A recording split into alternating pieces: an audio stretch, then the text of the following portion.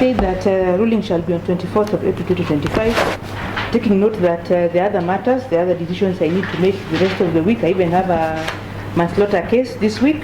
Also noting that there is a holiday, so the earliest date I can give is 24th.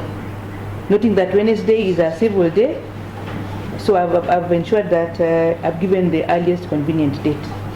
So 24th of April it is. Otherwise, they shall remain in custody until then.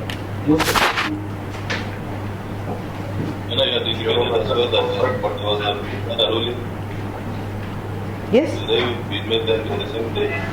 The one for... I've given clear directions on the same. The other one I gave 17th.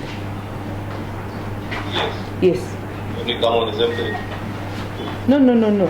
As I said, I have a manslaughter case judgment for 17th. So I really might not have time to do another heavy ruling on the same date.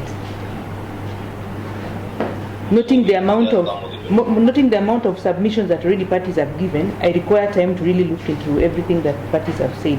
So I will not be in a rush to deal with 3 decisions on the same day. Yeah.